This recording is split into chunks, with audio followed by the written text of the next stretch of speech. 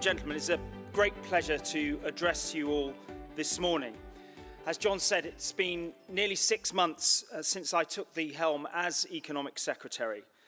And in that time, I've visited the regions of the UK, from the city and beyond. And I've dived into the issues that matter to you, from fintech, green finance, sanctions, or that had a personal resonance in my constituency of Salisbury, insurance, retail finance, bank lending, to financial stability, and a very important topic for me, financial inclusion.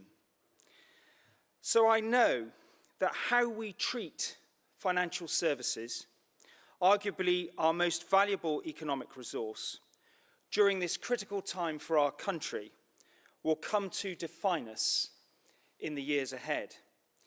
Because financial services are the fundamental plumbing of our economy. It generates wealth, creates jobs up and down the country, and provides, critically, the tax revenue to support our vital public services. So when I hear murmurs that we want to pull up the drawbridge and retreat inwards, I want to say to you that nothing could be further from the truth. As tempting as it is in times of uncertainty to batten down the hatches, this is not in the interests of our hyper-global, deeply interconnected financial services ecosystem. To my mind, the sector does not need to make a bid for continuing relevance because its value is beyond any doubt. We are acutely aware of its standing as a lighthouse of British enterprise, which will continue to guide us, Brexit and beyond, and project a bold, confident, and global Britain to the world. The commercial instincts of this country have been honed and sharpened over centuries, and I have faith that as we prepare to leave the European Union, those instincts will continue to prevail. And whilst I acknowledge that the exact configuration of the future relationship is not yet certain, I want to reassure you this morning that this government is working tirelessly to secure the very best deal for this country. And as the City Minister, I am very committed to my role and remain an evangelist, an advocate, and an unapologetic ally for the industry as a whole. This morning, I want to set out a three-part vision for the financial services sector. Firstly, how I see the city will come to be reframed and redefined. Secondly, how a skilled workforce will ensure we are ready to make the most of the innovation that defines our economy. And finally, to reiterate how we will remain global economic citizens. Although the walls of Roman London have stood for centuries, nothing actually stands still in the city. And the city has changed beyond recognition, as has its workforce and the markets it serves. And it has grown stronger as it weathered plague, fire, and blitz, and navigated the ebb and flow of its fortunes. It has always remained a constant source of growth and secured the UK's position as the current largest net exporter of financial services in the world. And the statistics bear repeating. Financial services gave us 72.1 billion of tax take in 2016-17. That represents the entirety of our transport and defence budgets. Putting it another way, the tax take from financial services accounts for 71% of the total NHS England budget.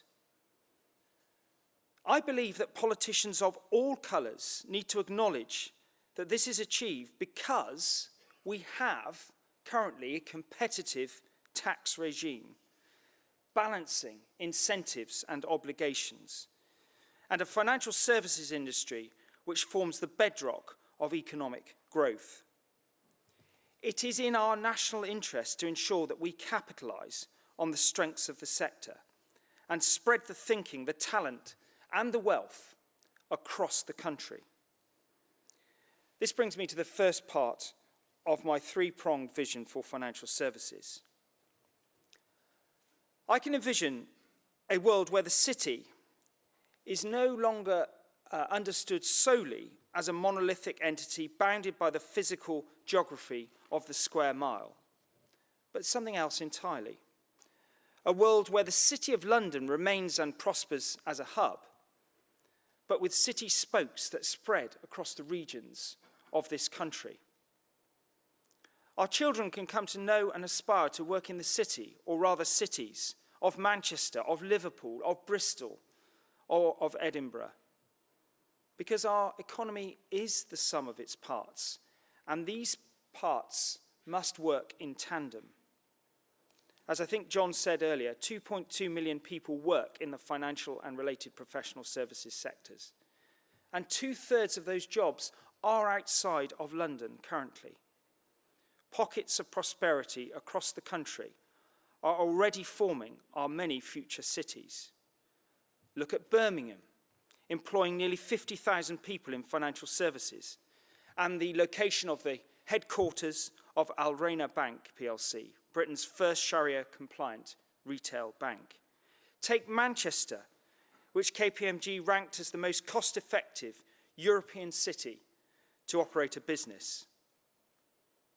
The onus is on firms to continue this strong organic growth, up, down, and across the country, because all over this country is where our brightest minds lie, many of whom are looking for a place to bring their skills to the table in what is a rapidly shifting economy. And just as the Big Bang saw London transform into what it is today, we find ourselves at the coalface of a sector facing transformation. Whether it be the advent of robotics and the near infinite potential of AI, the disintermediation of finance, or the growth in big data enabling firms to better target their innovations. The industry is changing once again, beyond all recognition. And as it transforms at an unprecedented rate, so will its workforce. Which brings me to the second part of my vision. And that is one of a financial services ecosystem, which elevates the skills of its workforce to the status of an asset, something to invest in, to grow and to leverage. UK financial services firms already have a competitive advantage with access to deep pools of talent and clusters of expertise. Indeed, the World Economic Forum ranked the UK as third in its capacity to attract talent. But the skills demanded by the new economy require special, ongoing, intense attention. Computing, quantitative, and technological literacy are now called for more than ever before, as we stand at the cusp of a fourth industrial revolution. And this revolution will have a profound impact on jobs, the way we work, and the way we choose to work.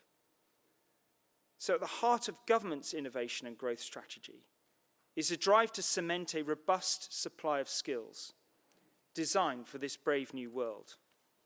Addressing the skills challenge needs to start in our schools, because the industry's future technicians, traders, IT and robotic specialists are currently sitting in the classrooms.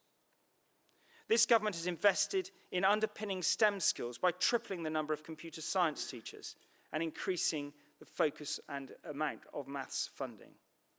We're investing over 500 million a year in our new T-level technical qualifications. And with the help of the CBI and the TUC, we're establishing a new national retraining scheme to help adults faced with the consequences of technological change to retrain at different points throughout their adult working lives.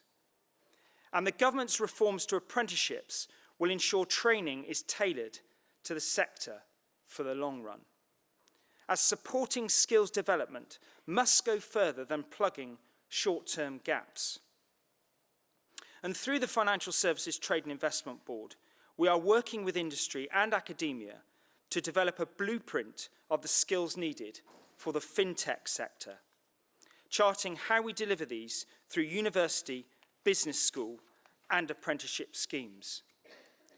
Without an active approach to securing a long-term skills pipeline, the UK will be unable to grasp the opportunities that innovation offers.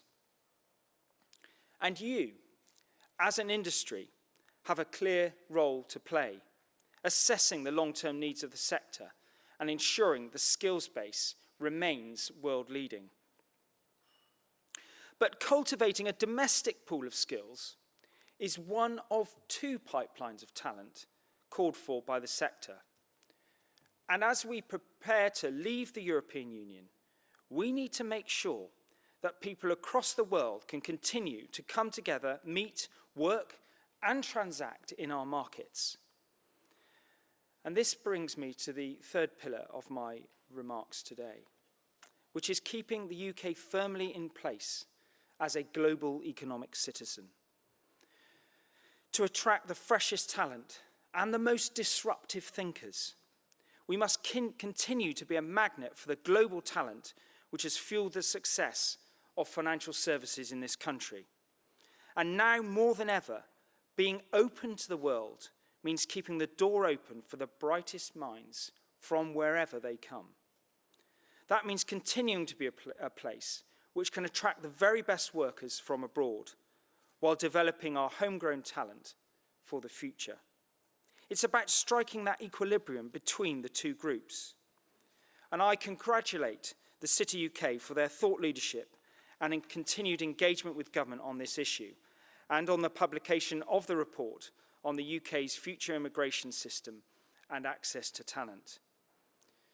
One thing that struck me when reading the report was the volume of short-term business travel between the UK and EU, and how crucial this was to the provision of services. I remember it vividly from my years at Accenture. We want to ensure that our new partnership with the EU protects the mobility of workers and professionals across the continent. Whether this is a bank moving a worker between its London and Frankfurt branches, or a consultant visiting a client in Amsterdam. The report makes it clear that financial and professional service firms need access to international talent. And I cannot conceive of any circumstance in which we would want to impede or prevent the flow of highly skilled or highly paid people. And as the new Home Secretary has said, even though we do need a more sustainable level of net migration, we want to welcome highly skilled people that British business needs. We need to continue developing an immigration system that works for the economy. And to this end, the Migration Advisory Committee has been commissioned to report on the role of EU nationals in the labour market, and this report will be due in September. We want to ensure that our new partnership with the EU protects the mobility of professionals to provide services across the continent. It is the interests of both sides that this exchange of talent continues at pace. A dynamic financial sector should be the beating heart of a free market economy, and such dynamism is achieved through innovation. But the key that will unlock this innovation are the people and the skills that they bring to bear.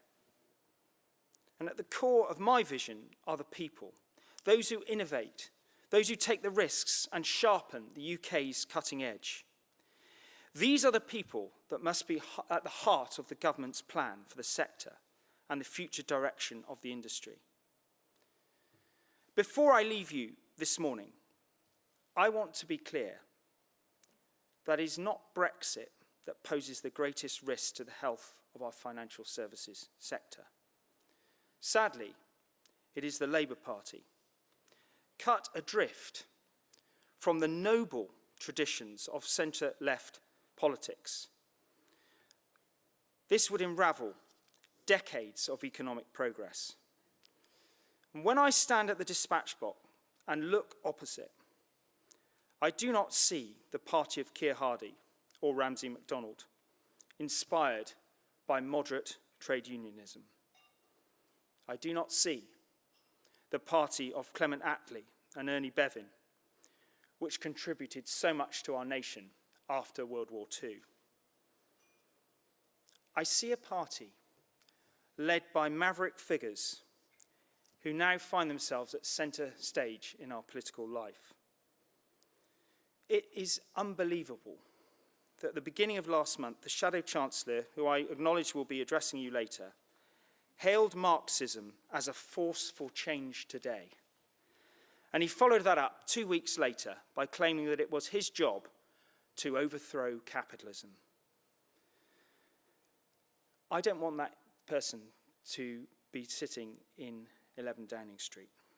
But to counter this threat to our economy, we must redouble our efforts in office to ensure that we are building an inclusive and responsible brand of capitalism.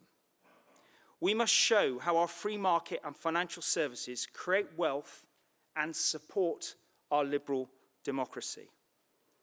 As Michael Novak, one of Ronald Reagan's favourite philosophers, argued in his 1982 magnum opus, The Spirit of Democratic Capitalism, our democracy and pluralistic liberal culture depend on a healthy, free market economy. I'm very proud that I go into bat for such a critical sector of our economy in government, because there is no doubting the resilience and the raw ambition that will continue to fuel financial services. And I look forward to working with you as we enter this exciting time in our history. Thank you very much indeed.